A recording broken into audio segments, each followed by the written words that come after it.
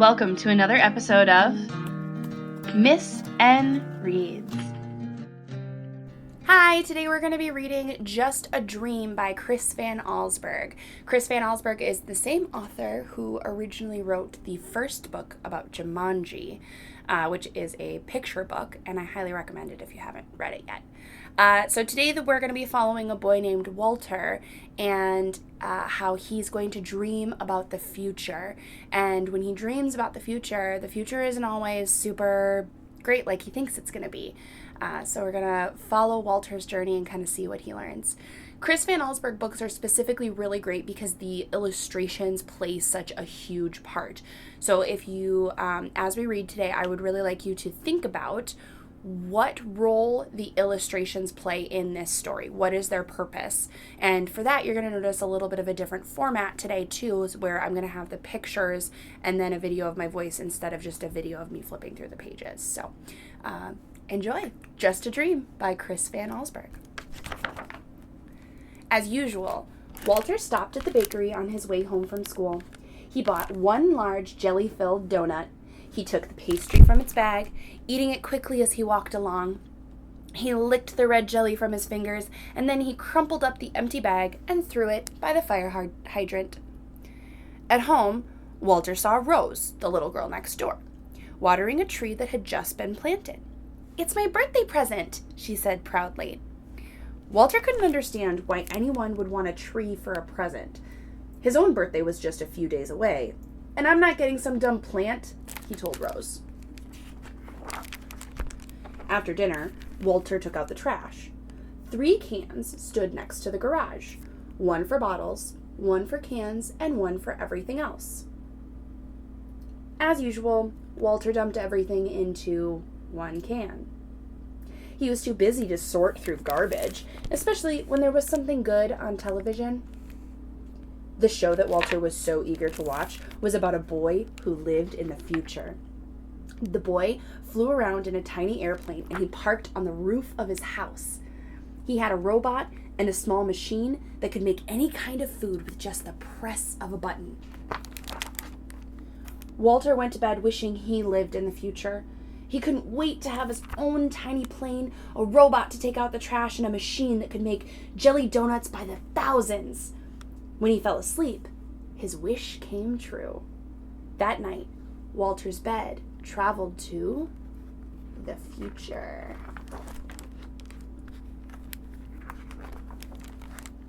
Walter woke up in the middle of a huge dump. Remember that dump could also is another word for landfill, or like the place where everybody kind of throws their trash once it leaves your house. A bulldozer was pushing a heap of bulging trash bags toward him. "Stop!" he yelled. The man driving the bulldozer put his machine in neutral. "Oh, sorry, didn't see you there." Walter looked at the distant mountains of trash and saw half-buried houses. "Do people live here?" he asked. "Not anymore," answered the man. A few feet from his bed was a rusty old sign that read, "Floral Avenue." The driver revved up the bulldozer. "Oh no," he gasped. He lived on Floral Avenue. "Well," the bulldozer driver shouted, "back to work." Walter pulled the covers over his head. "This can't be the future," he thought. "I'm sure it's just a dream." He went back to sleep. But not for long.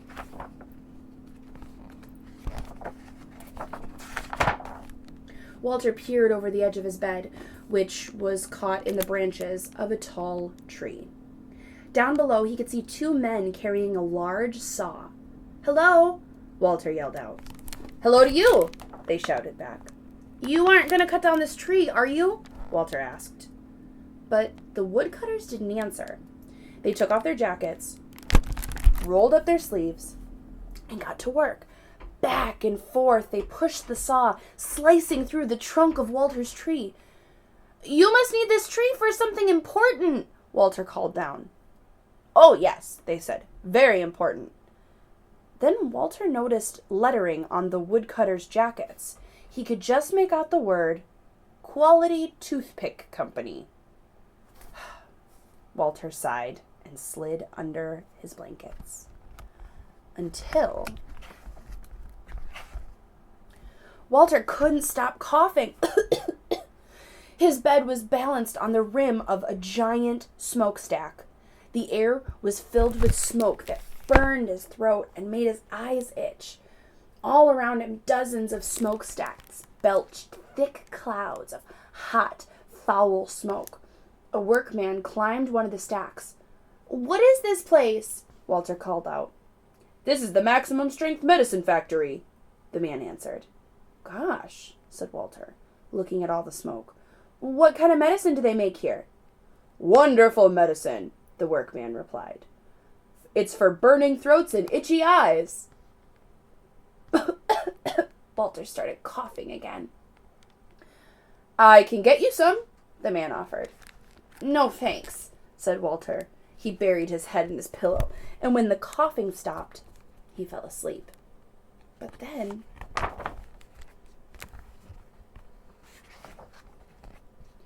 snowflakes fell on Walter.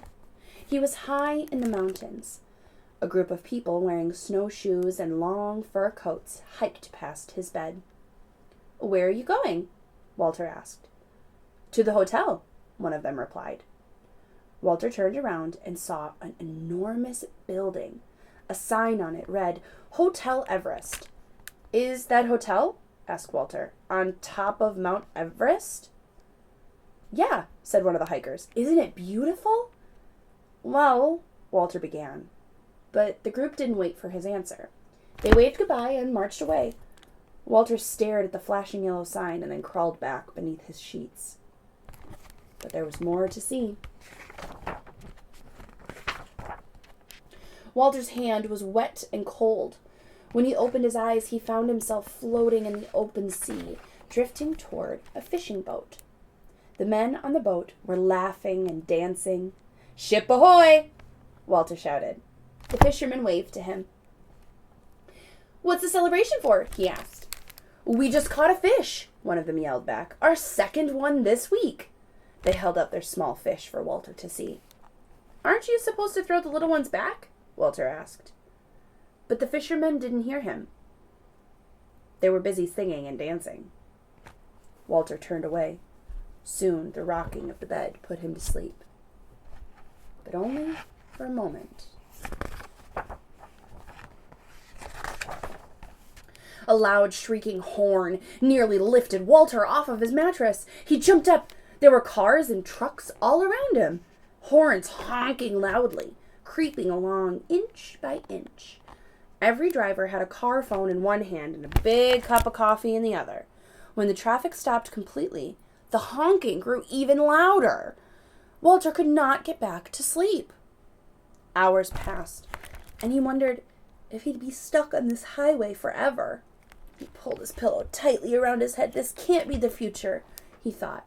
"Where are the tiny airplanes, the robots?"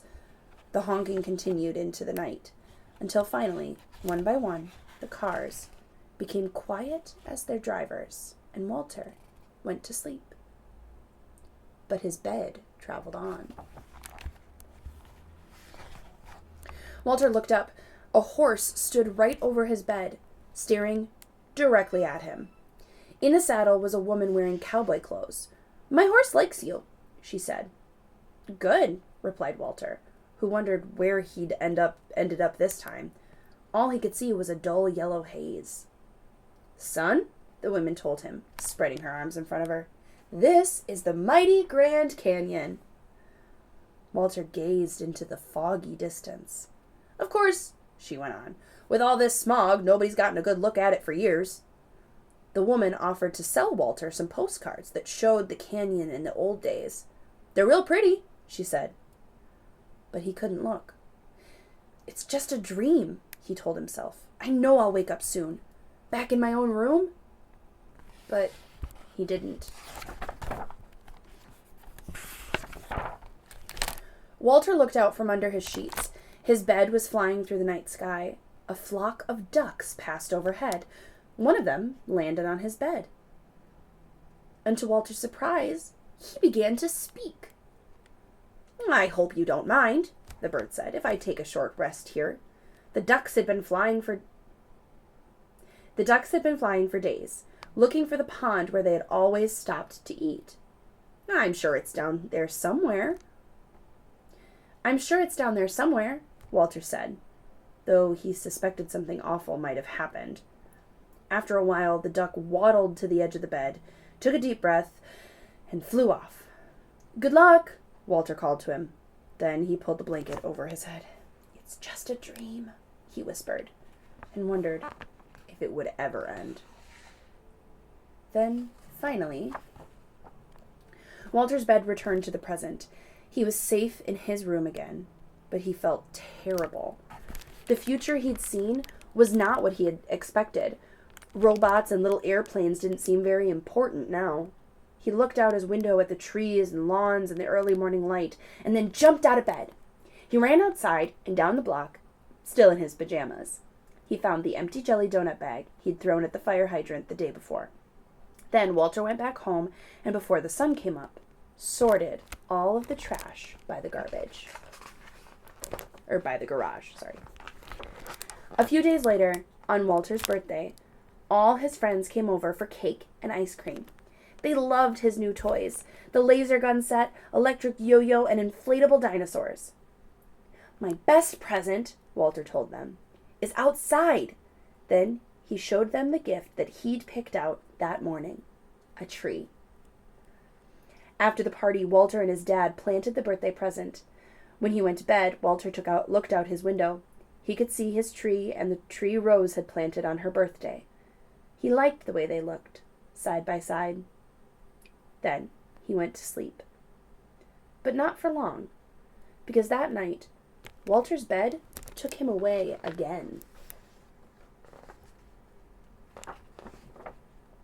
When Walter woke up, his bed was standing in the shade of 2 tall trees. The sky was blue. Laundry hanging from a clothesline flapped in the breeze. A man pushed an old motorless lawnmower. This isn't the future, Walter thought. It's the past. Good morning, the man said. You found a nice place to sleep. Yes, I have, Walter agreed. There was something very peaceful about the huge trees next to his bed. The man looked up at the rustling leaves. My great-grandmother planted one of these trees, he said, when she was a little girl. Walter looked up at the leaves, too, and realized where his bed had taken him. This was the future, after all, and a different kind of future. There were still no robots or tiny airplanes. There weren't even any clothes dryers or gas-powered lawnmowers. Walter lay back and smiled. I like it here, he told the man, then drifted off to sleep in the shade of the 2 giant trees, the trees he and Rose had planted so many years ago.